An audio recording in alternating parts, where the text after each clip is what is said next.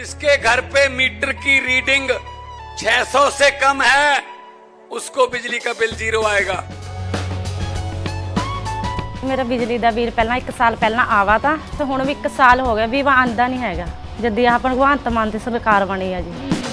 ਮੁੰਡਾ ਸਾਨੂੰ ਛੋਟਾ ਕਹਿੰਦਾ ਪਿਛਲੀ ਵਾਰੀ ਬਿੱਲ ਕਿੰਨਾ ਆਇਆ ਤਾਂ ਮਾਂ 3500 ਰੁਪਈਆ ਕਹਿੰਦਾ ਐਤਕੀ 0 ਆਇਆ। ਮਾਂ ਫੇ ਐਸਾ ਮੁੱਖ ਮੰਤਰੀ पूरे इंडिया में बनना चाहिए।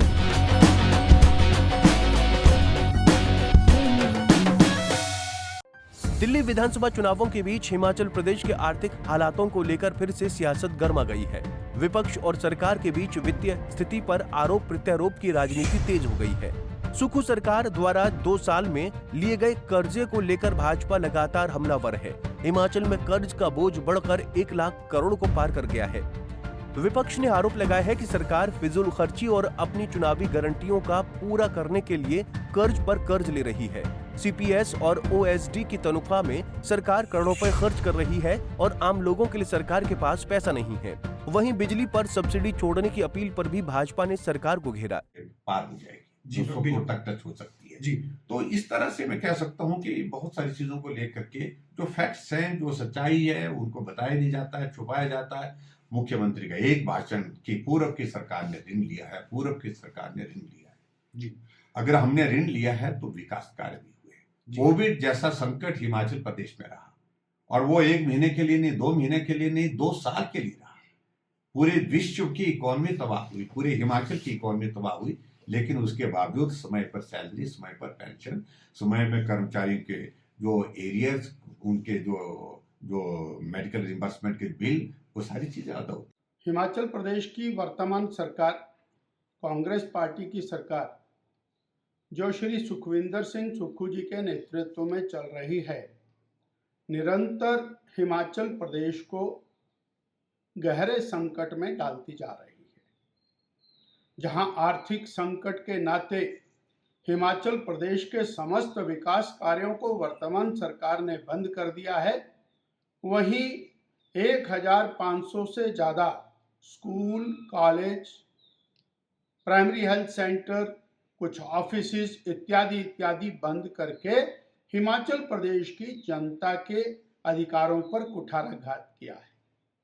अत्यंत कष्ट की बात, दुख की बात यह है कि स्कूलों को बंद करने के बाद, संस्थानों को बंद करने के बाद माननीय मुख्यमंत्री जी आज कांगड़ा के अंदर उन संस्थानों को बंद करने का श्रेय लेने का प्रयास है।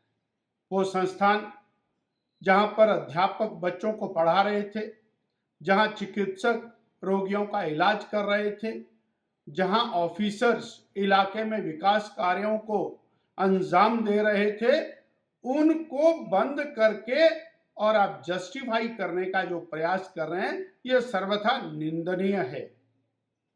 आपके पास धन की अगर कमी है, प्रदेश सरकार और अनेक प्रकार से और धन के व्यवधान में है, तो काहे के लिए लाखों करोड़ों रुपया मंत्रियों के आलीशान ऑफिसेस बनाने पर खर्च हो रहे हैं। यदि प्रदेश के पास विकास कार्यों के लिए, संस्थानों के लिए धन नहीं है, तो चीफ पार्लियामेंट्री सेक्रेटरीज को 2 साल तक अनाधिकृत रूप से क्यों लगा कर रखा? उन्हें करोड़ों रुपया दिया और अब उससे भी आगे चलकर आप लाखों रुपया वकीलों को उस केस को लड़ने के लिए दे रहे हैं और आदरणीय सर्वोच्च न्यायालय के अंदर करोड़ों रुपए के वकील सरकार ने खड़े किए। यदि और वो जनता जिसने आपको जिताया, आपने उसको धोखा दिया। आज बिजली की सब्सिडी के ऊपर आप इतना और शोर मचा रहे हैं। वो जनता 300 यूनिट फ्री बिजली जिसका नारा लगा करके आप सत्ता में आए थे, उसकी इंतजार कर रही है और आप सब्सिडी छोड़ने के नाम के ऊपर राजनीति चमकाने के अंदर लगे। इधर बीजेपी के हमलों का जवाब देते हुए शिमला में सुक्खू सरकार में कैबिनेट मंत्री राजेश धर्माणी ने विपक्ष पर कांग्रेस सरकार को बदनाम करने का आरोप लगाते हुए सकारात्मक भूमिका निभाने की नसीहत दी है। राजेश धर्माणी ने कहा कि भाजपा हिमाचल सरकार की वित्तीय स्थिति को लेकर लगातार दुष्प्रचार कर रही है। चुनाव के वक्त भाजपा हमेशा ही हिमाचल को बदनाम करने का काम करती है। महाराष्ट्र और हरियाणा चुनावों के दौरान भी भाजपा ने हिमाचल को बदनाम किया, जबकि हकीकत अलग है।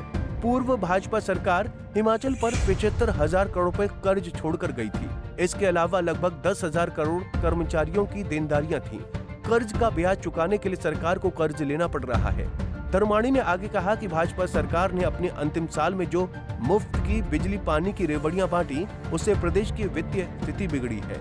ऐसे में विपक्ष को हिमाचल को बदनाम करने का काम छोड़कर केंद्र सरकार से हिमाचल को मदद दिलाने की पैरवी करनी चाहिए। कहते हैं कि जब हरियाणा और महाराष्ट्र के चुनाव थे तो चाहे दिल्ली और हरियाणा और बॉम्बे जाके जो है हिमाचल के ही भाजपा नेताओं ने हिमाचल को बदनाम करने का काम किया और वहां पर इस तरह से दिखाने का प्रयास किया कि हिमाचल की जो है दयनीय स्थिति है वो कांग्रेस सरकार की वजह से हुई, जबकि हकीकत ये है कि अगर आप जानते हैं जब जो 125 फ्री यूनिट का जो एक लोक लुभावन जो एक कदम उठाया गया, ये बीजेपी सरकार द्वारा उठाया गया।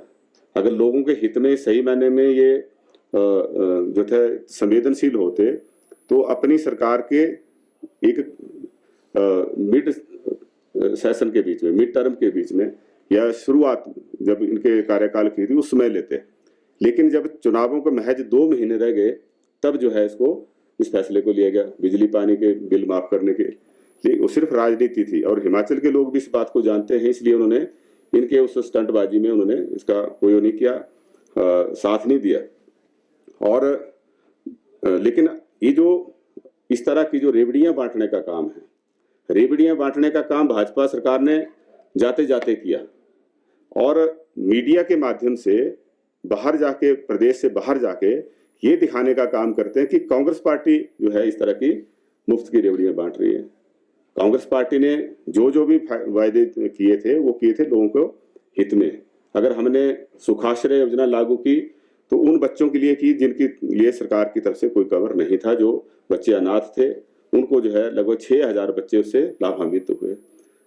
अगर हमने इंदिरा गांधी सुख शिक्षा योजना लागू की तो उन वर्गों के लिए की जिनको इसकी जरूरत थी, जो विधवा बहनें हैं, तलाकशुदा हैं, उनके बच्चों को पढ़ाने के लिए और शिक्षा के लिए अगर हम खर्च करते हैं तो वो वेस्टफुल एक्सपेंडिचर नहीं है, वो भविष्य के लिए हमारी इन्वेस्टमेंट है, उसके ऊपर खर्च कर रहे हैं।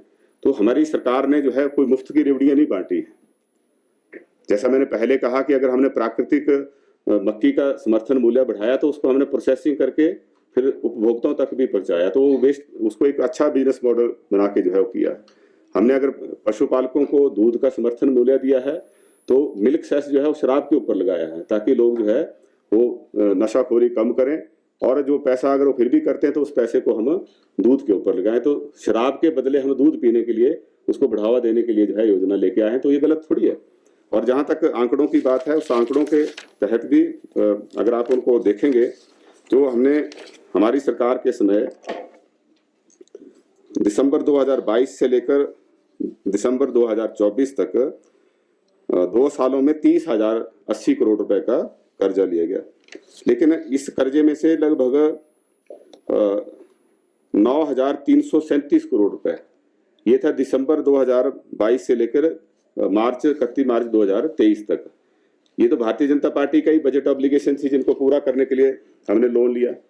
तो ये इस लोन को जो है हमने उनकी लायबिलिटी जो है उसको पे करने के लिए ये लोन लिया है।